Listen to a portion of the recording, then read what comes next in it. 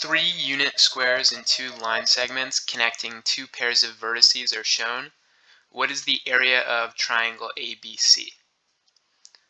So we can think about this as these three unit squares being on a coordinate plane where that point is the origin at 0, 0. Up here, since they're unit squares, this is 0, 2.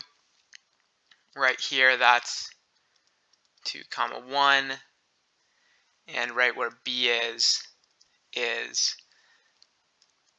1, 2. And so we're going to start with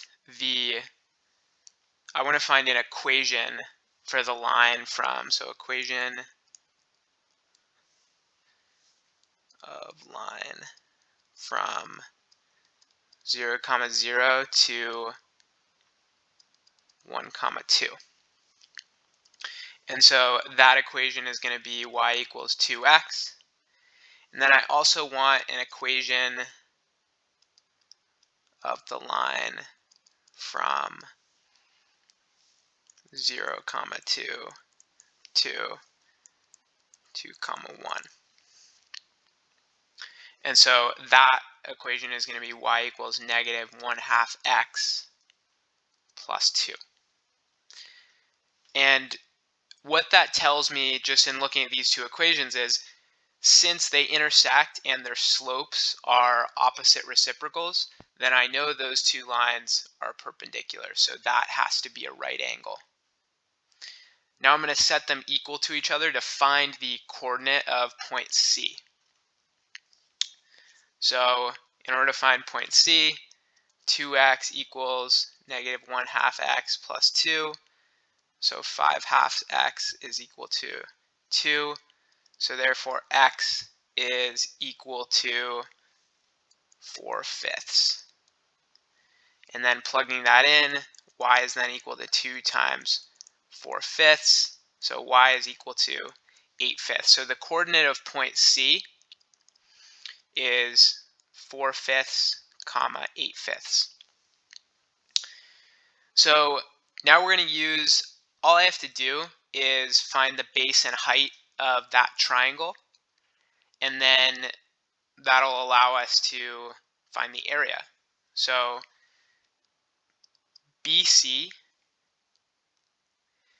is going to be, we use the distance formula, so it's going to be 1 minus 4/5 squared plus 2 minus 8/5 squared, and that is equal to 1/5 squared plus 2/5 squared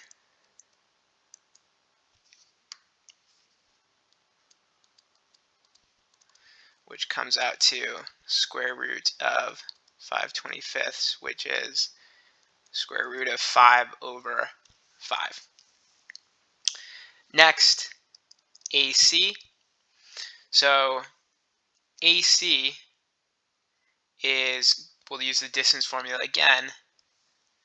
We're going to do 4/5 minus 0 squared, then plus 8/5 minus 2 squared. And when we do that, we'll get 4/5 squared plus then negative 2/5 squared. Add all that up, we get 20/25, square root of that. And so when we simplify that out, that's 2√5/5. So the area, what we're trying to find is, so the area of ABC is equal to those two measures multiplied. So √5/5 times 2√5/5, all divided by 2. So when we multiply those out, we'll get 10/25/2, which is 10/50, which is 1/5.